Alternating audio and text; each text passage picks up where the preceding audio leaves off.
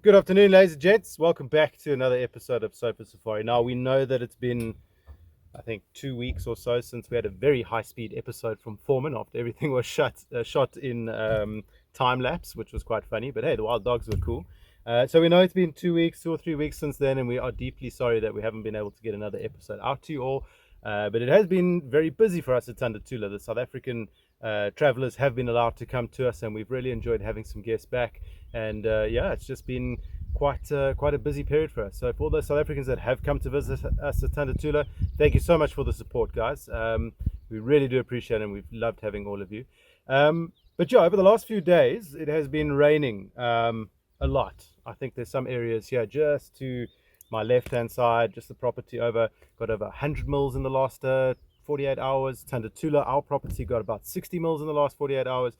So very, very good start to the rainy season. However, for myself and Britt, maybe a little bit frustrating because we've been wanting to get out and get you some footage so we can put together a cool episode of Sofa Safari for you. But this afternoon, you can see the sun is just starting to come out again. So we're out and about. The humidity is also coming up. You know, as South Africans, ever the complainers. So yeah, as soon as the weather's not perfect, then we whinge a little bit. But you know, we'll survive. Don't worry about us. So yeah, we thought we'd get out and see what we can find. Also, earlier on in the week, if you saw my weekend photographs, you would have seen that we had a really cool sighting of near Leti with that Goya Road male. This is a leopard, by the way, for all of you that don't know what I'm talking about. We had a cool sighting of her with a kill, and it was quite cool. And I got a little bit of footage. Unfortunately, the camera wizard that is Brit wasn't with me, so I did the best I could. And Brit will find a way to put it into this for you guys to see. But the reason why I've stopped here this afternoon is to have a look on this side of the road over here. And at risk of chasing away our poor little friendly impala there, I'm just going to walk around and show you. So if you have a look just over here, you can see there's some big, what looks like dinner plates have been pushed into the sand here. Of course, that's our big pachyderm friends, the elephants that have come around. They've done a bit of damage, maybe trying to get to the roots, but first and foremost, or their priority here, was to actually get this nice, wet, soft sand, this nice soil. What they do is they pick it up with their trunk and they chuck it on their back, and they just love it. Elephants relish a good sand bath. So you can see they were around here just loosening it out, getting it nice and really cool with the trunk, throw it on their back, gives them a little bit of protection from the sun, which is just starting to come out, so clever elephants, but it also helps them just keep cool. And even though we are overcast, the humidity can get quite strong, and so this nice little bit of wet soil on your back makes you feel good. This is very fresh. This is from 2 hours ago, 3 hours ago. I know because there's been elephants all around us today, and so we're going to go find that herd. So stick around, guys. Welcome back. It's good to have you all. Right, guys, so we have found our little herd of elephants. Got a big old mommy here who's busy feeding with her little one, and if you look carefully you can see she's got quite a bit of soil all over her back. They almost look like they've got a bit of an orange coat, and that is from them throwing that mud that we just spoke about all over their backs earlier on in the day. Now we're only about 100 meters away from where I just showed you all their sand digging, so they haven't gone too far. And the Ellies have been very happy. I mean, if there's one animal that really enjoys the rain, it's elephants. For the most part, other animals can't stand the stuff. They just hunker down, they don't move, they get all kind of grumpy. But the big old pachyderms, the elephants, the rhinos, those sort of things, they really, really enjoy it because it's just nice, makes it nice and cool. They're not too worried about getting wet. It's not like they can find anywhere to keep dry anyway. They're a bit too big for that.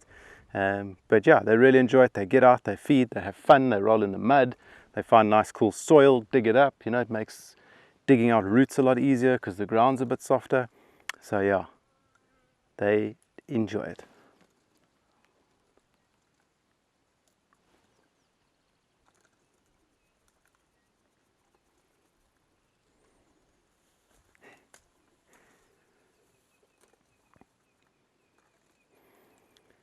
Got this little guy that Brit's just got in frame here through the bushes there. More interested in exploring than really feeding or anything. Gave us a little bit of a head shake earlier, lifted his trunk and tried to smell us. Classic elephant behavior, particularly when they're young.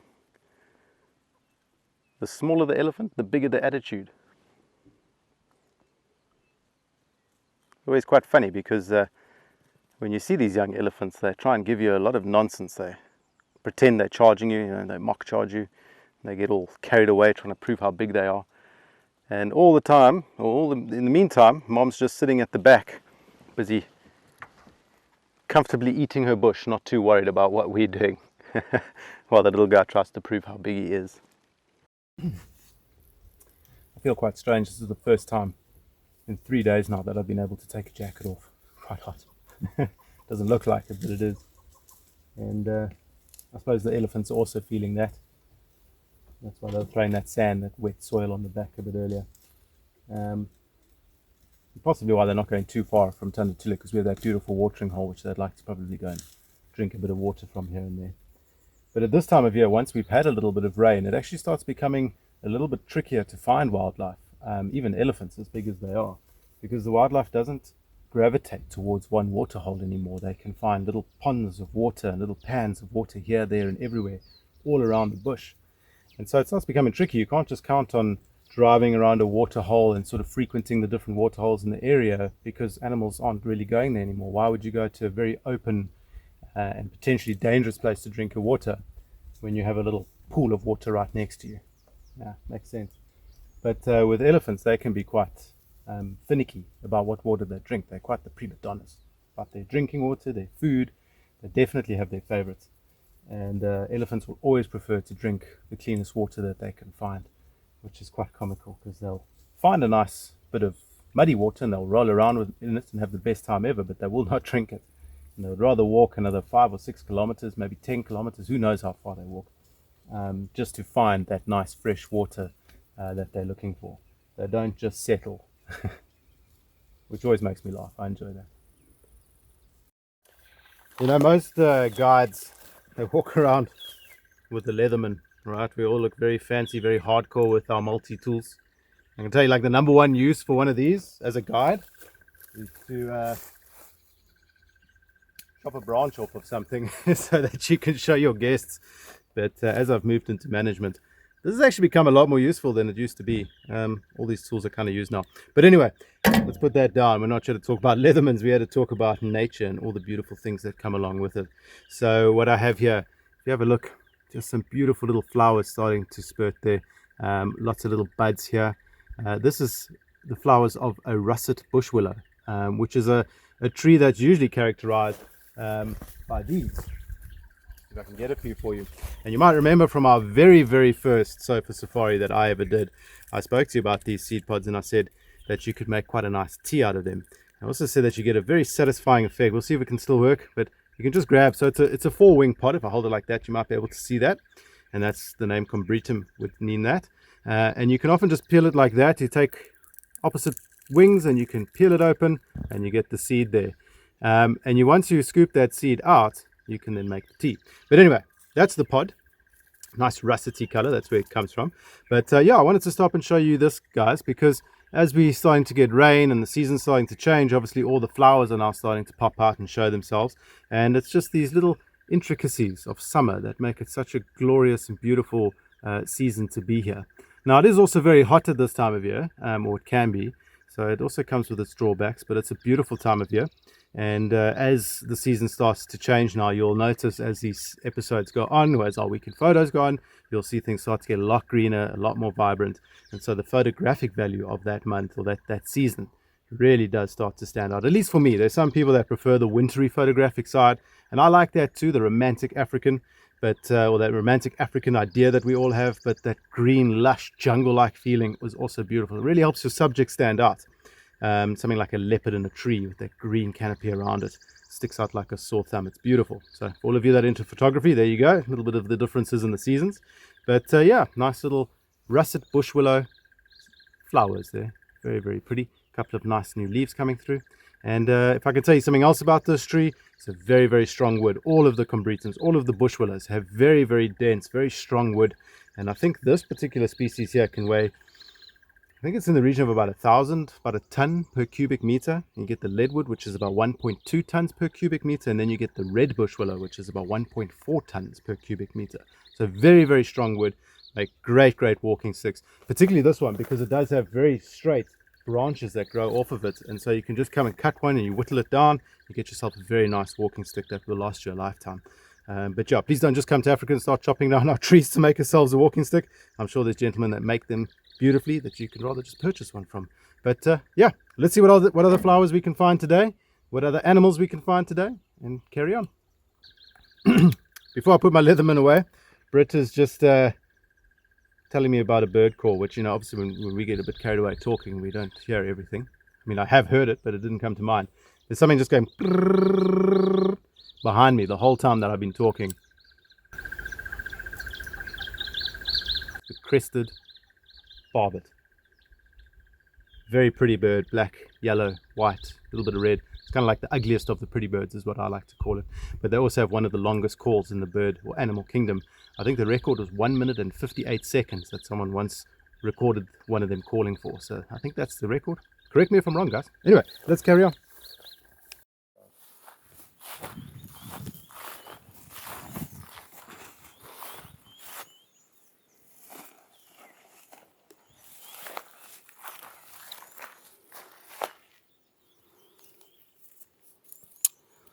So folks, this was not my intention to stop and look at this hole. I was actually going to talk to you all about something behind me. We'll get there in a second, but just bumped into this hole. There is maybe somewhat of a track here. It looks maybe like a mongoose track. This hole goes down probably about 1.5 feet. Quite sharply down. I don't know if I've really ever encountered something. I mean, my first thought is to go with something like a porcupine, who will sometimes dig holes like this to get to the roots. But what you may find, I mean, it's all been kicked back here. There's a bird footprint there, Franklin footprint. But yeah, it really does look like there's been a mongoose at play here just by looking at the tracks that are around. So what you might have found is that this hole was actually only about that big and maybe containing something like a scorpion, maybe a baboon spider, something like that. Maybe a gerbil, a little field mouse, could be. And maybe the mongoose has found that and thought, well, cool, let me try to dig down and try to get this little thing. I think it did at a certain point. But yeah, it's hard. It's hard to say. We as guides, we like to study things and look at things and try to figure out things, but it's not always immediately obvious as to exactly what's happened here. And sometimes it helps to have other guides around where you can bounce ideas off of, and they can bounce ideas off of you. But Britt's very good with the camera, but she's not exactly another guide, hey sweetie. So yeah, but yeah, I'm going to go with this being mongoose. This really does look like a mongoose track over here that's been digging in here, getting up to some form of mischief, and yeah, obviously trying to hunt something or eat something. But anyway, come with me, guys. I want to show you something over here. Now, earlier I spoke to you about how it starts to become quite tricky to find animals at this time of year because they don't frequent water holes too much anymore. They find water here, there, and everywhere. And this is one of my favorite pans. If you look around me here, I know it just looks like some green slime there with a bit of grass here and there, but this is a natural pan. And what I always love about walking up to this pan, is this particular tree stump that you stop by on your way there. It's very, very, very smooth, and that would indicate that something's been rubbing itself against you. And I have seen on 1 or 2 occasions one of our rhinos coming to scratch his tummy here. Gets all over it, scratches. Also sharpening his horn on this. But I can imagine it being used by things like warthogs. I can imagine a buffalo having a good scratch there. And these sort of tree stumps or rocks and things like that are often found around these little watering holes, these little pans, because the animals will come and roll in the mud and get all covered in mud, and then they want to scratch their butt against something, nice itching marks, or just to exfoliate the skin, and that's probably what's been happening here. So I am actually putting my hand where an animal scratched its butt, which is, funny to say the least. But yeah, always interesting. Nice to feel these sort of textures in the bush. You wouldn't imagine a smooth, sort of marbly-like texture somewhere out here where things are so rough. But it just shows you what use over time can do to something. Anyway, let's go have a closer look at this pan and check it out. Now, there we go, a little bit of a close-up. Alright, so as I was saying, let's go have a look at this pan. And like I was saying a little bit earlier, this is one of my favorite pans in the area. It's not too far from the camp. And the reason why I like it so much is I just find it quite beautiful. It's a very peaceful place to be. There's often elephants here, mud rolling. There's often zebra here having a drink. It just attracts a lot of animals. And it's one of the bigger pans that we get in this area. But these pans are quite interesting. This is how nature intended to retain water in these areas. All right, a lot of the watering holes that you get out in these areas now are man-made. be it man-made decades ago, 50, 60, 70 years ago, a lot of these watering holes were created. And so they're so a part of the ecosystem now that it would be more harm to remove them than to just leave them. And these days we don't really pump water to too many dams at all anymore. We'd rather just let them catch rainwater. But this is a completely natural setting. And the way that something like this happened is it obviously started off as a bit of a depression in the ground, and it may have just started off one day as a small little bowl depression, that big, where water started to accumulate. And maybe, one day something like a grey lory or grey go-away bird landed and messed around with the water a little bit and had a little bit of a bath, and next day or 2 years later, a warthog came around, saw a bit of mud here, and he decided he's going to roll in. He made it a little bit bigger. There's the piggy mark, the warthog mark. And then slowly but surely, maybe something like a wildebeest came around and decided to have a roll in it and just kick it around a bit and made it a bit bigger. And then a few months later, a big buffalo came through and he rolled in it and made it bigger. And another buffalo started rolling in it over there. And then a rhino rocked up and rolled in it over here. And then a big herd of elephants arrived and they just started opening this big pan up to a point where you now have what you see in front of me, just this big convoluted kind of water mass that's just filling in the gaps, obviously controlled by gravity, just running in. And there are a few points where it runs into this, but yeah, this is the direct effect of animals on their environment, and then their environment having an effect on them. It's ecology. It's things like elephants, like buffalo, like rhinos, like warthogs that are becoming what we like to refer to as natural architects. Essentially, they are bending the environment to their will, and slowly but surely, very slowly but surely, we get beautiful things like this that form, that then allow the land to retain water throughout somewhat of the dry months, the dry winter months, which I find fascinating. Of course, not all pans are made like this. Some of them are just natural depressions that fill up every year and dry out every summer and every winter and fill up again, and slowly but surely they just get made bigger and different. And next year, in 10 years' time, this might have a whole nother era opened over there from a herd of elephants that opened it up. Who knows? Anyway, stick around, guys. Let's see if we can find some animals for you. Right, guys, so as luck would have it, we've bumped into a couple of beautiful bull elephants. There's also some zebra in the background, which we'll try to get for you guys now. But we've decided to focus on the bigger of the bulls, actually quite a bit bigger, substantially bigger than the other one. But there's no such thing really as a small elephant, to be fair. But yeah, this is a pretty well-established guy. I mean, you can see he's got big sunken temples there on the side of his head. That's a sign of age. He's got pretty robust tusks. I mean, they're not very long, but they are very thick. And if you have a look at his ears now that they're flapping in and out, you can see they're in pretty good condition, which might show that he's not extremely old. He's maybe sort of, I don't know, midlife. Let's call him 30, 35, maybe a bit older than that. Of course, elephants can live up to between 55 and 65 years, not 65,000 years. That would be a bit crazy. But yeah, 65 years. And as the years go by, those incredibly thin ears, they do take a bit of a knock, obviously getting ripped on trees and thorns and, I don't know, getting into fights with each other, all sorts of things. So it's definitely not a rule, but it is an observation that you can say, depending on the quality or I guess let's leave it at quality of the elephant's ears, the condition of the elephant's ears, you can generally give them a bit of an age. But yeah, having a look at his side profile now, you can see just above his eyes how sunken those temples are, which is quite strange. I mean, very sunken. All right, so Britt now has the zebra in view, quite a nice herd of zebra. Of course, we call it a dazzle of zebra. And I'm just watching this elephant bull who's now coming up behind us. Even though he's not a must, you do have to keep an eye on them. They are a tremendously large animal. Of course, Britt will love this situation.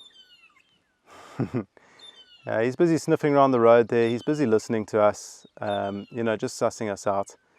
And yeah, you just give them the benefit of the doubt, and usually they just move along quite happily. Of course, you do have to be ready. Start the vehicle quickly if you have to. But generally speaking, it's a peaceful interaction. Right, so here's a view of our zebra from the other side. A little bit easier to see them now. Far easier to see them now, to be honest. And from what I've seen so far, it looks like it is a group of males, a bachelor herd, to say the least. And the reason I can tell that is if you can see the two that have their back ends facing us. As he flicks his tail there, the one on the left, you'll see there's a very thin stripe that goes between the legs, whereas with males there's females there's a very broad stripe that goes between the legs.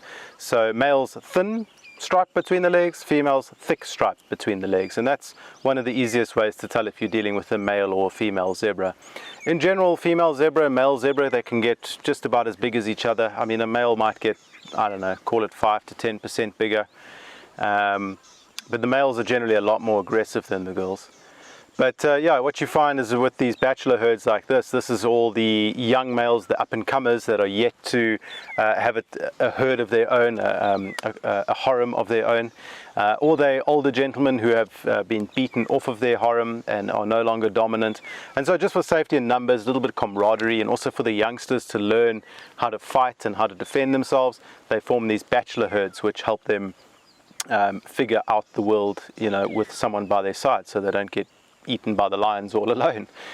So yeah, it's quite a formidable force this, as far as lions are concerned. Lions are actually, I mean, zebra are actually quite a tricky prey to take down. They're very, very intelligent animals, they're very strong animals, and they're also very quick. So yeah, lions do think twice about them. But yeah, let's leave our bachelor herd here. They are just eating through the meadows, having quite a lekker time, and let's see what else we can find, guys.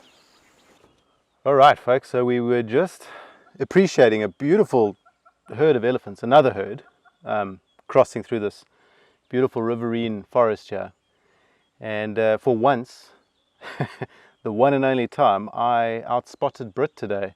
As I looked over my right-hand shoulder, I saw a little spotted tail sticking out, and we've found one of our leopards. So there it is. I don't know if it's near Letty at this point in time or if it's her cub. Hello. Can't really see the face too well. Brit might be able to see it, or you guys might be able to see it a bit better than me through the camera. But yeah, just taking a little bit of cover here at the base of quite a nice big leadwood as the elephants walk by. Obviously a leopard is a very ferocious creature, but absolutely no match for an elephant, even a very young elephant. And so she or he was just ducking or diving to stay out of harm's way. There you go, now that the elephants are gone, standing up once again and moving on. Beautiful little white fluffy tail, and here she comes out the left hand side. And folks, sorry, just to let you all know, we have had a lot of rain, which means that no off-roading is allowed at this point in time, just to try and safeguard the bush a little bit. You know, first and foremost, we are custodians of this area and we do not abuse it. So yeah, nice that we found her right next to the road. So we've now managed to locate that this leopard does indeed have a kill, and you can see what she's doing at the moment. I think I'm going to go with it being a she. I think it is near Letty. It was one of our local females. What she's doing at the moment is just pulling fur out of her kill.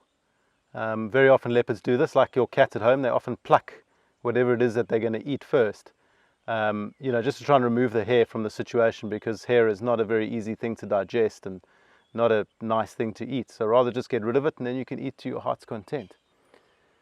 But I do want to pay careful attention here, because near Letty does have her sub-adult cub with her, or has had it with her for a while now. So hopefully we get a 2-for-1 special here, and another leopard pops out of the woodwork.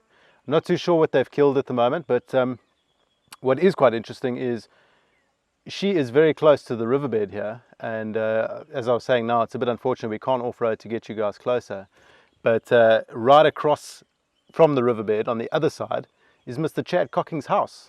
So yeah, right in front of Chad and my and Brit's old house, and tent 1, for those of you that have stayed here before, is a leopard busy feeding at the moment. So very, very cool. Of course, this leopard loves to come into Tundutula as well. Just about every night she comes in and scent marks and sniffs around, and you know, she grew up around here, so it's nice to have her coming back home.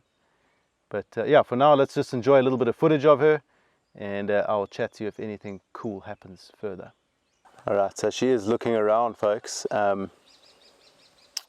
or he, I'm still not sure if it's her or him, but yeah, looking around. As I said, there's probably 2 leopards in the area here, so maybe looking at her partner or her cub, or his mother, you know what I mean, keeping an eye out. So we're going to stick around for a little bit. Oh, it's an elephant coming in from the right hand side, so let's see what this leopard does now. There's just one young elephant coming in. I think she's going to stand her ground, but you should see the elephant moving around now, just in front of where that leopard is. There it goes.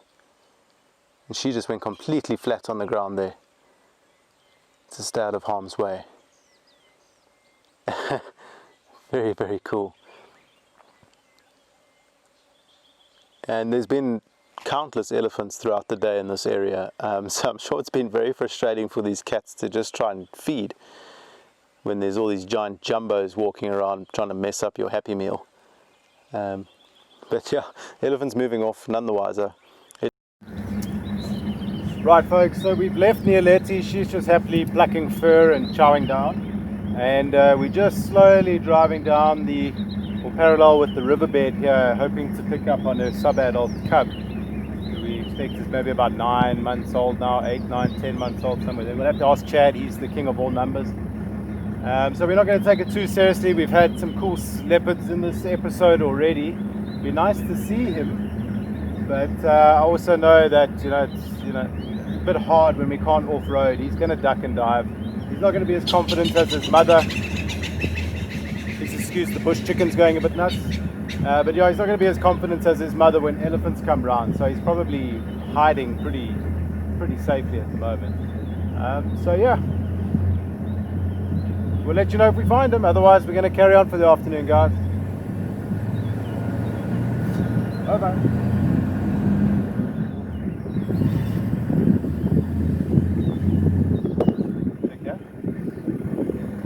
Check here.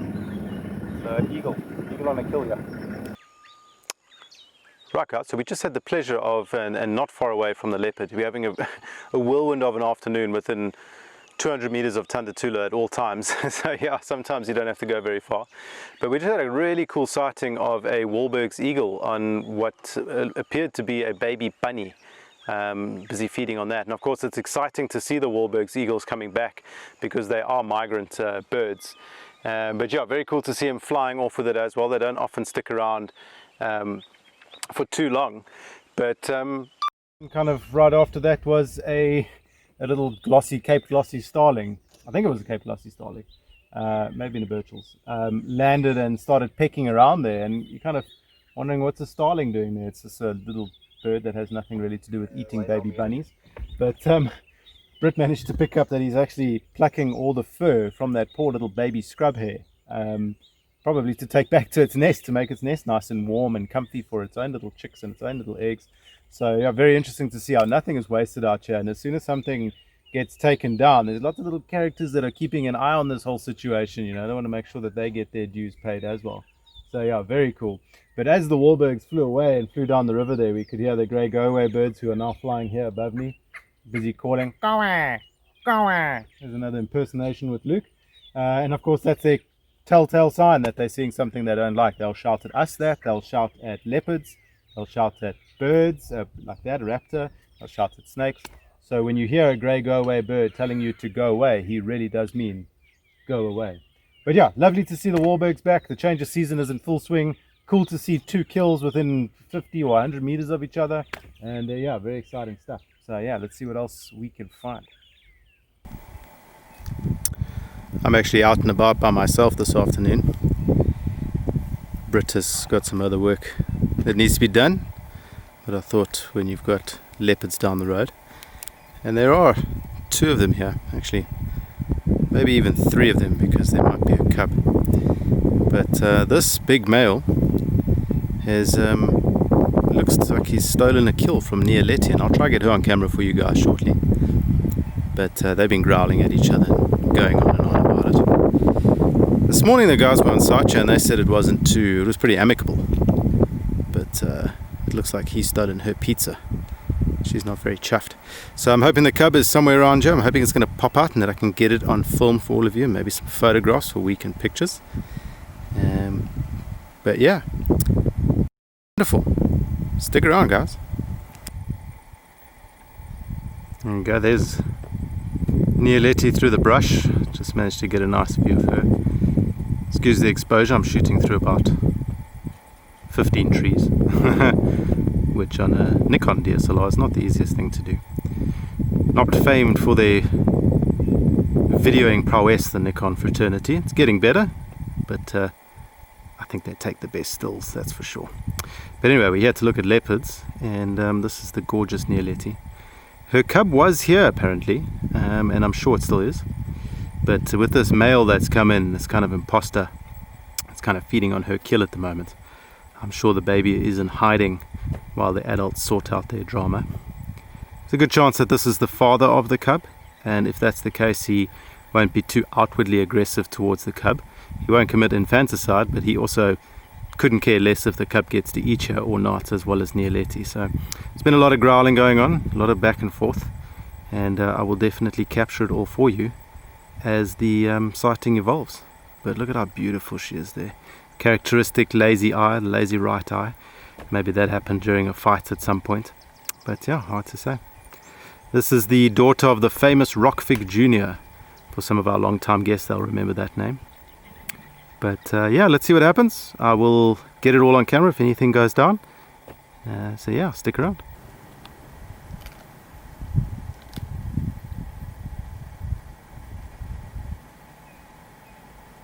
Notice how he makes use of the carnasial shear.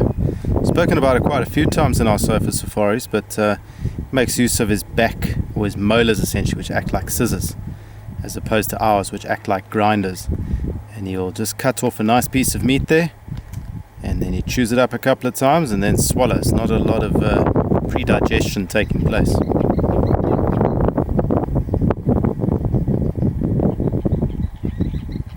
Sometimes a bone or a piece of cartilage needs a bit of working out.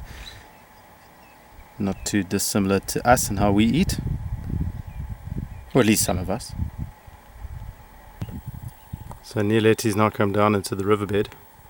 She's calling every once in a while. She's trying to find her cub. There's no doubt somewhere here. Please excuse my filming. I'm nowhere near as good as Brit. But hopefully we get rewarded here with the little cub popping out.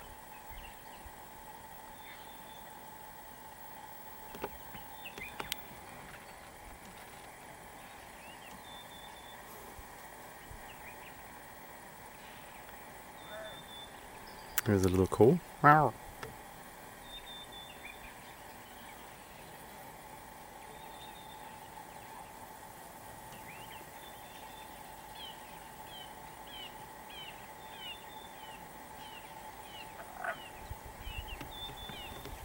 That's about the extent that I can film to, folks. But this is now the bank of the riverbed, guys. She's coming back out of the riverine forest.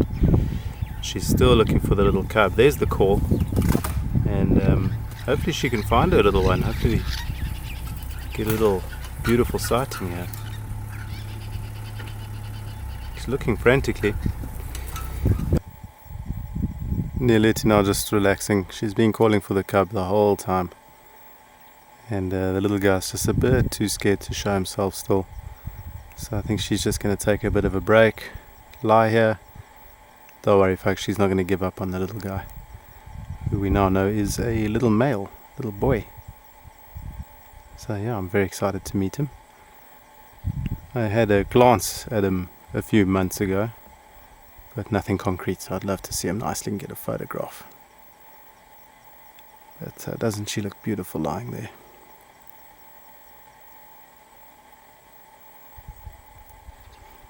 This cat always used to, when I first started at Tandatula, she'd be in and around the camp all the time because her mom, Rockfig Jr., her territory used to be very central. Tandatula used to be very central to her territory. And that was back when Neoleti here was still with Rockfig Jr. And now she's her own cat. Rockfig Jr. has since passed on. But nice to see Neoleti coming home, so to say. Starting to frequent Tandatula a lot these days. In and around the camp quite frequently now. So welcome home, girl. Nice to have you back. Guys, it's been a wonderful afternoon. It's been great to get out again for all of you to get your sofa safari fix. And once again, thank you so much for all the support. And I do apologize that we are not every week able to keep up with doing these things. But we are getting busy again, so that's a good thing, and we will get out here as often as we can. We aim to do it every week. We will try our hardest to do it every week, But thank you so much for all the support. Thank you for sticking around. Thank you for the wonderful comments and everything in between. So yeah, for myself, Britt, and Chad, thank you so much. This afternoon we're going to be calling it a day because we've had a lot of cool sightings already. And with the risk of Sofa Safari becoming from 20, I think our first episode started off at about 12 minutes, it then went to 15 minutes, and this is way back early on when all of us were in lockdown, and we were a little bit worried that something like a 12-minute video might get a bit boring from people from all over the world, until eventually we started seeing comments just saying longer, longer, longer, and I think we got up to 20 minutes eventually, 25, 30, we even went to 35 on some occasions, and so at risk of us going over that magical 30, 35, 40-minute time frame, we're going to call it quits there and start heading back towards the camp and closing up for the day. And we look forward to getting out again during the next week to see what we can capture for you guys. But wherever you are in the world, have a wonderful day, wonderful Sunday, and we look forward to welcoming you all back soon. Keep safe, guys. Bye.